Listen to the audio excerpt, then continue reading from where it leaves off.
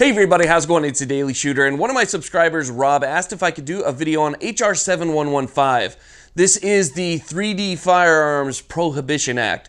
This is basically a bill that would completely strip you of the ability to modify, build, or create your own firearms at home. So if you're somebody who likes to take that simple beat-up, broke-down rifle and turn it into something nicer, take an 80% lower and build it into the rifle of your dreams, or take a pre-serialized lower receiver and build it into something that you've always wanted, well, your House of Representatives is trying to take that ability away from you, and they're trying to redefine what an assault weapon is. So let's go ahead and get started.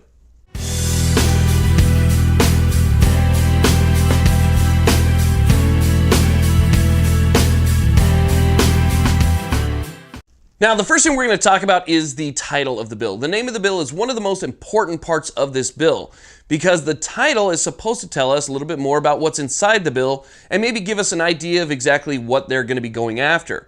So once this gets passed around the House, and if it passes the House and goes on to the Senate, people read this and they say, okay, this is the 3D Firearms Prohibition Act. There's a lot of people in the government that don't like the idea of 3D printed, well, really 3D printed anything that could be considered dangerous. So they look at that and they may give it some consideration when before, if they actually read a title of what this bill's really about, they wouldn't even give it a second thought because they know their constituents would be against it. But given this title, they might be able to sell it to their constituents, so they'll actually read through it. Now, the thing is, if they were to name this bill what it's actually called, it would be called a prohibition on gun parts to the average citizen or average civilian. That's not as easy to swallow, so they call it the 3D Firearms Prohibition Act.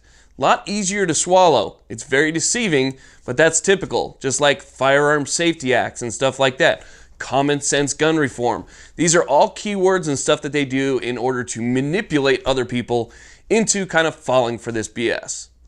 Okay, so let's go ahead and go over the meat and potatoes of HR 7115. I have a copy of the bill in front of me here, and we're just going to go ahead and read the intro to the 3D Firearms Prohibition Act, which seeks to prohibit the sale, acquisition, distribution in commerce, or import into the United States of certain firearms, receiver castings or blanks, assault weapons parts kits, and machine gun part kits, and the marketing or advertising of such castings or blanks and kits to any medium of electronic communications to require homemade firearms to have serial numbers and for other purposes. Boom, that is a lot to unpack. If you simply take that verbatim and read it and take each line and try and analyze each line, they are going after a lot. I mean, they took 3D Firearm Prohibition Act and basically expanded it to damn near everything. So let's go ahead and dive into this a little bit deeper here. Now, being from California, it allows me certain insights into what could possibly happen if a lot of this stuff goes through, since a lot of it is actually already law here in the state of California. We've been dealing with it for the past couple years. So again, I have a little bit of insight as to how it would affect the rest of the country. Now, there is some stuff in here that kind of expands on that, but still, we'll talk about it and kind of explain exactly what would happen should something like this go through. Now, the first thing that I want to mention here is that if you go ahead and you just scroll down, if you find this on the website, I'll put a link down below. You go ahead and scroll down to section 2, it actually says the do-it-yourself assault weapons ban. Right there. The do-it-yourself assault weapons ban. And the do-it-yourself assault weapons ban would basically, notwithstanding sections 3A, blah, blah, blah, of the Consumer Product Safety Act, the following shall be considered banned and hazardous products under the Act 15 USC 2057. Okay, so again, these things would be considered banned. A firearm receiver casting or firearm receiver blank or unfinished handgun frame that A, at the point of sale does not meet the definition of a firearm in the section in codes. Okay, so if it doesn't already meet the definition of a firearm, then it's going to be banned. After purchase by a consumer can be completed by the consumer to the point at which such casting or blank functions as a firearm frame or receiver for a semi-automatic assault weapon, machine gun, or the frame of a handgun. So all those people out there, you guys really like your P80 Glocks and so forth, they're going after those too. Just keep that in mind. It's not just rifle receivers and stuff like that. They're going after build kits and stuff for handguns and rifles. As a matter of fact, one of the things that they're doing in this bill is that they're basically attempting to redefine what's considered an assault weapon. So In the state of California right now, we have some pretty tight definitions on what's considered an assault weapon. But throughout the rest of the country, you guys can have AR pistols, and AR pistols are just fine for most free states.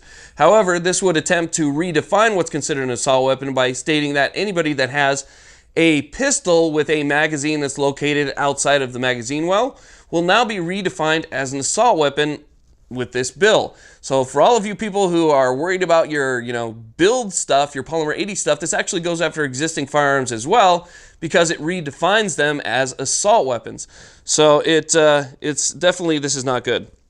And then it goes in and talks a little bit about enforcing. Section 3 is the prohibition of advertising with do-it-yourself assault weapons. So not only are they attacking the Second Amendment and our ability to practice a Second Amendment and, just basically work on firearms or even obtain the parts that we need in order to maintain our firearms, but they're also attacking the First Amendment. Now, we know that since the Democrats took over the House of Representatives, that, gun control is one of their major agenda points, but now they've kind of expanded that and kind of, pushed it into the realm of the First Amendment as well, because they're telling you what you can and cannot talk about on the internet, what you can and cannot show, what you can and cannot voice.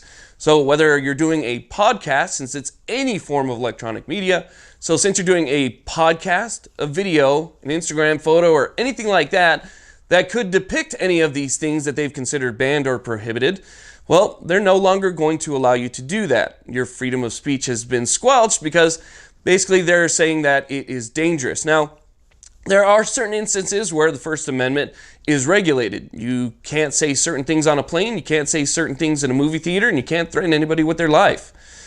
And they're kind of trying to lump this in there. They're kind of trying to lump it in as a threat, just simply by saying that it's dangerous. Now, the real danger here is the fact that you could take anything else, if this were to pass, and say that, that speech was a little bit dangerous too, and, maybe pogo sticks are too dangerous for kids, so we're not going to let you talk about pogo sticks, then we're not going to let you talk about this, and we're not going to let you talk about water slides, then we're not going to let you talk about anything that we deem that not only is threatening, but again, dangerous. So this is a very, very dangerous bill, not only for the Second Amendment, but our First Amendment rights as well.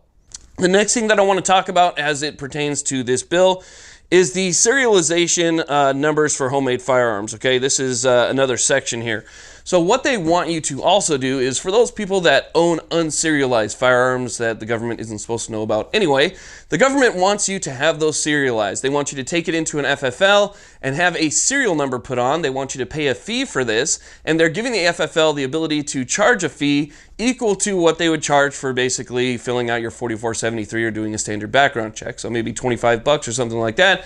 You go in, they might charge you more, and they have to put it on the receiver. Now, if you have a metal receiver, they can simply go ahead and inscribe it onto the metal receiver. However, if you have a plastic receiver, let's say a Polymer 80 or something like that, and this includes you pistol guys, if you have an unserialized firearm frame of any kind, they want you to add a certain amount of metal to that frame, inlay it somewhere on the firearm that's visible to, everybody, and then put the serial number or unique identifying number on that metal part. So somehow you're going to have to find a way to inlay a metal part based on what they're telling you here, obviously. Again, these are all firearms they're not supposed to know about anyway, right?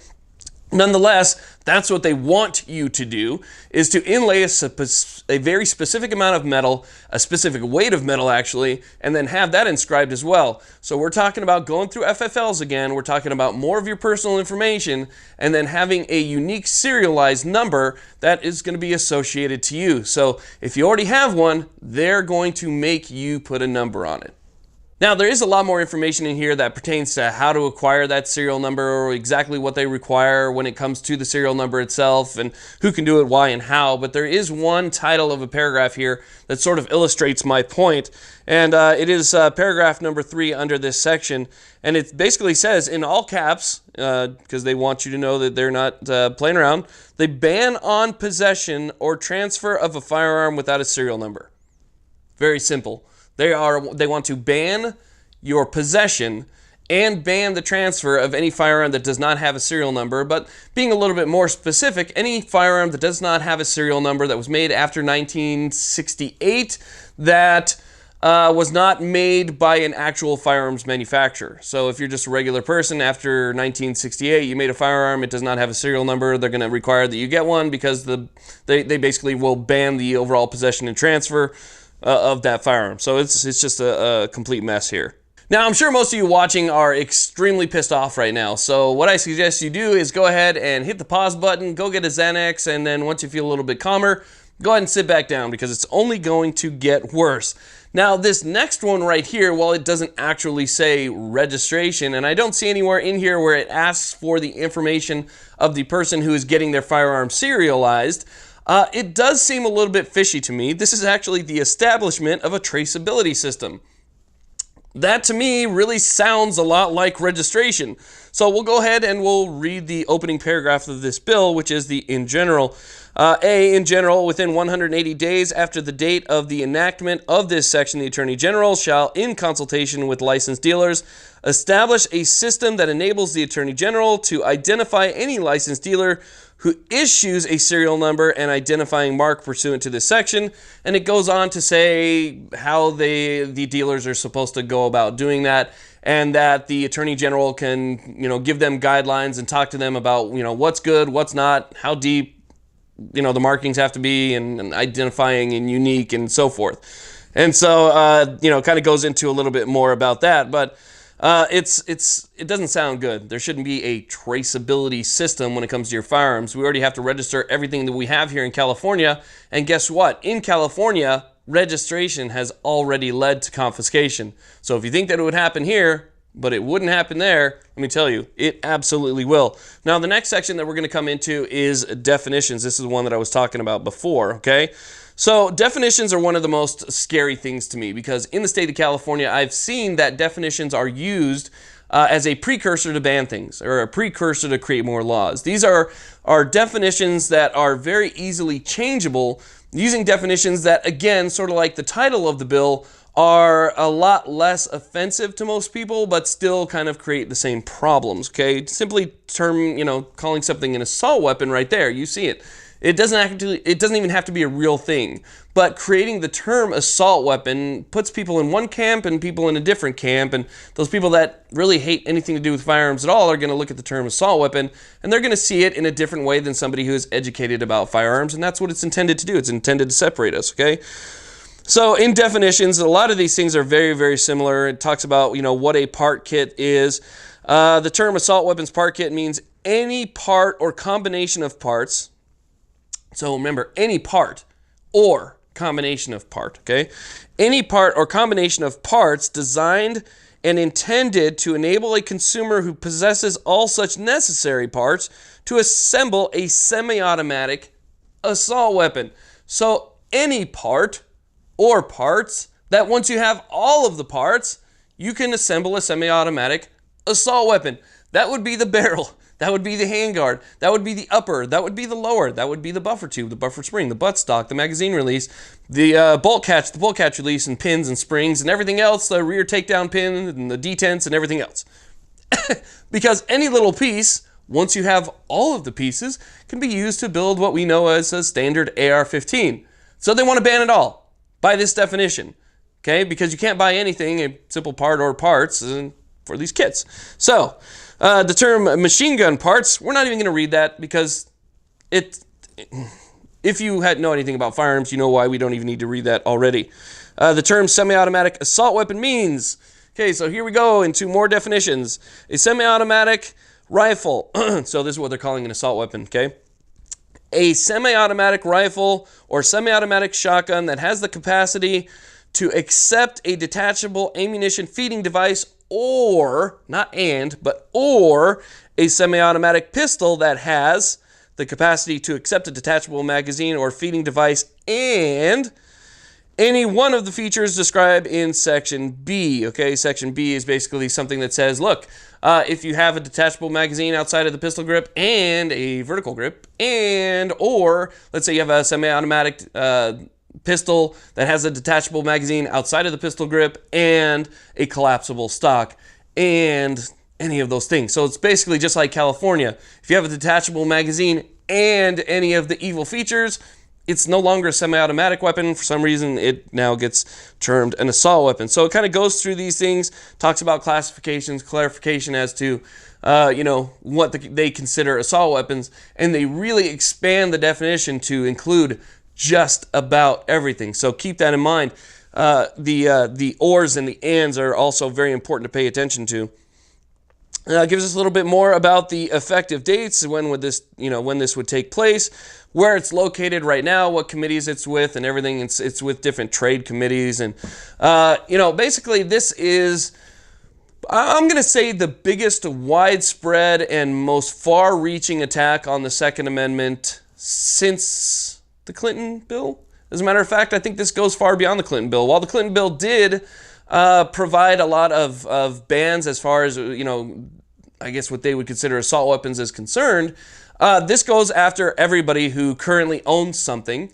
It makes you modify something that you already own legally. It makes you change or give up something that you own legally. It also goes after your First Amendment right to talk about what you own legally. And it also goes after your Second Amendment rights. So there is a lot going on here and a lot that needs to be addressed. So even though this video is run long, I really hope that you guys will do something about it and not be inactive.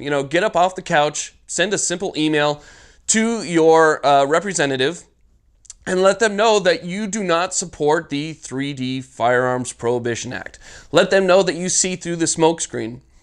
Let them know that this affects your First and your Second Amendment rights and goes so much further to prohibit the items that you already legally own. It's going to be something that's going to be devastating to the economy, and that in no way do you support this bill. And if they support this bill, they will not be receiving your vote come next election day. Okay, you need to get on them, you need to tell them, and it needs to be massive. We need to get on this in a huge scale so that basically a lot of what happened in California does not happen in the rest of the country.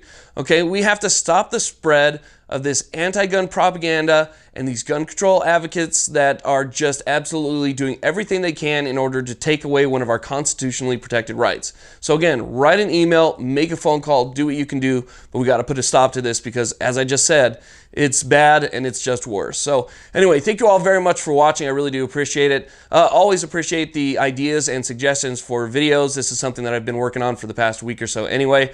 Nonetheless, I do still appreciate it very much. Thanks, Rob. You guys have a great day. If you haven't done so already, please make sure that you like and subscribe this video. Have a good one.